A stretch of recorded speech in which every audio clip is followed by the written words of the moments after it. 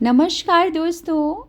आज 12 जनवरी 2022 का दिन है। आज स्वामी विवेकानंद जी का 159वीं जयंती है। मित्रों, आप जानते हैं कि स्वामी जी के विचार आज के युग में भी काफ़ी प्रासंगिक हैं, जिसे अपने जीवन में लागू कर आप अपने लक्ष्य को प्राप्त कर सकते हैं।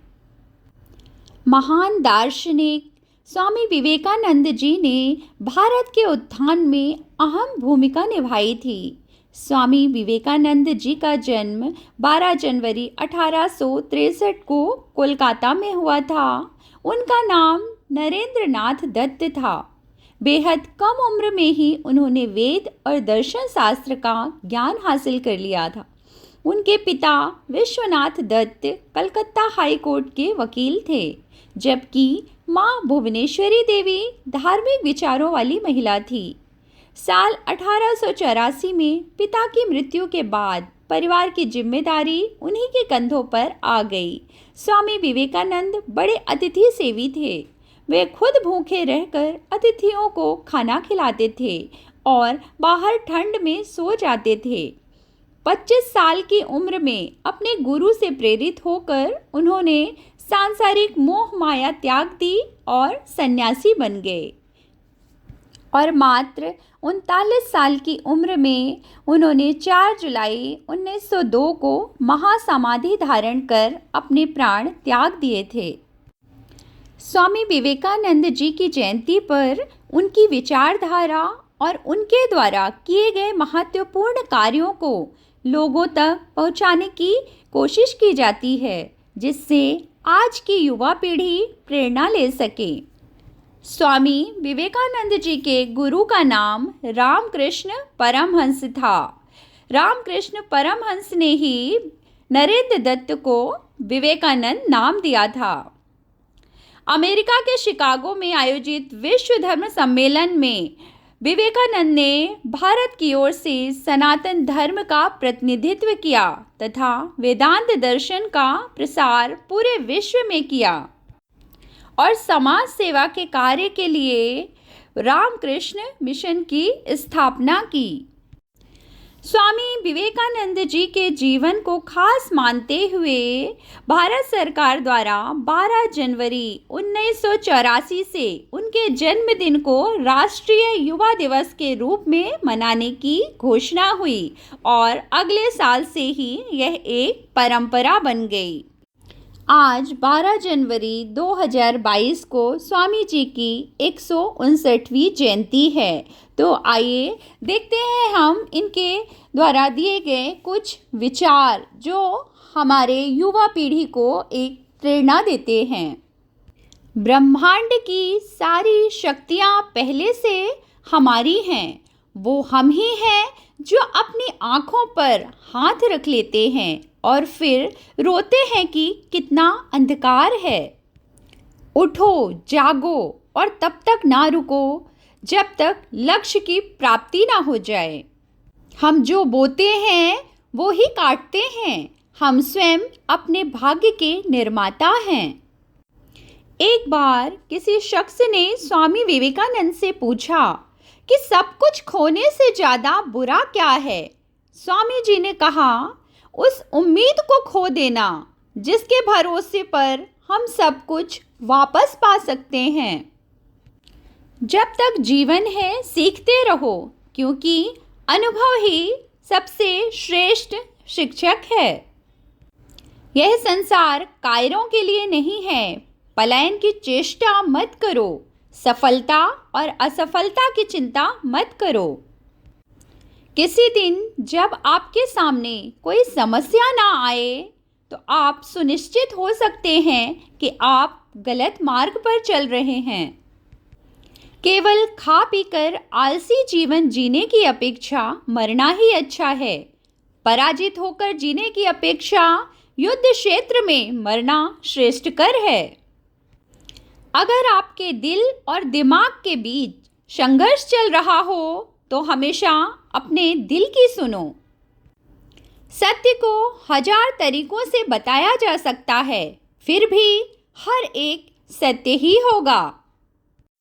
सारी शक्ति तुम्हारे अंदर ही है, तुम हर चीज कर सकते हो। परेड में पीछे मुड़ बोलते ही पहला आदमी आखिरी और आखिरी आदमी पहले नंबर पर आ जाता है। जीवन में कभी आगे होने का घमंड और आखिरी होने का गम ना करें। पता नहीं कब जिंदगी बोल दे पीछे मुड़। तुम्हें कोई पढ़ा नहीं सकता, कोई आध्यात्मिक नहीं बना सकता। तुमको सब खुद ही अंदर से सीखना है। आत्मा से अच्छा कोई शिक्षक नहीं है। बुरी बात यह है कि समय कम है, मगर अच्छी बात यह है कि अभी भी समय है। जब तक देश में लाखों लोग भूखे और अनपढ़ हैं, मैं हर उस आदमी को देशद्रोही मानता हूँ जो पढ़ने और काबिल बनने के बाद भी उनकी मुसीबतों पर जरा भी ध्यान देने को तैयार नहीं। ब्रह्मांड की सारी शक्तियाँ पहले से हमारी हैं। वो हम ही हैं जो अपनी आँखों पर हाथ रख लेते हैं और फिर रोते हैं कि कितना अंधकार है। शक्ति जीवन है, निर्बलता मृत्यु है, विस्तार जीवन है, संकुचन मृत्यु है, प्रेम जीवन है, द्वेष मृत्यु है। वह आदमी अमृत तक पहुंच गया है जो किसी भी चीज से विचलित नहीं होता है। मैंने जब भगवान से शक्ति मांगी तो उन्होंने मुझे कठिन परिस्थितियों में डाल दिया। अपनी औकात के हिसाब से अपने लक्ष्य को कम नहीं करें। अपने ऊंचे लक्ष्य के लिए अपनी औकात को ऊंचा बनाओ। खुद को या दूसरों को कमज़ोर समझना दुनिया का एकमात्र पाप है। कभी ये मत समझना कि किसी भी आत्मा के लिए कुछ भी असंभव है। जब तक तुम खुद पर भरोसा नहीं कर सकते, तब तक खुदा या भगवान पर भी भरोसा नहीं कर सकते। अगर हम ईश्वर को हर इंसान या खुद में नहीं देख सकते हैं, तो हम उसे ढूंढने कहाँ जा सकते हैं। जितना हम दूसरों की मदद करते हैं, उतना ही हमारा दिल निर्मल होता है और ऐसे ही लोगों में ईश्वर होता है। दुनिया एक बहुत बड़ी व्यायामशाला है जहाँ हम खुद को मजबूत बनाने के लिए आते हैं। सब बातों को त्याग दो, यहाँ तक कि अपनी मुक्ति का विचार भी त्याग दो और दूसरों की सहायता करो।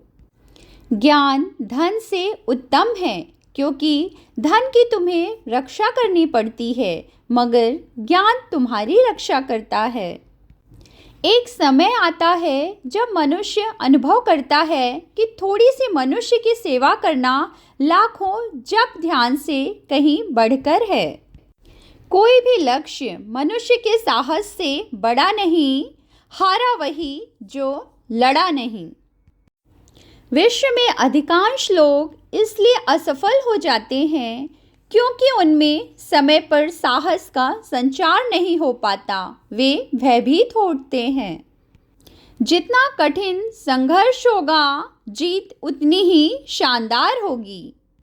एक विचार लो, उस विचार को अपना जीवन बना लो, उसके बारे में सोचो, उसके सपने देखो, उस विचार को जियो। अपने मस्तिष्क, मांसपेशियों, नसों, शरीर के हर हिस्से को उस विचार में डूब जाने दो और बाकी सभी विचार को किनारे रख दो। यही सफल होने का तरीका है।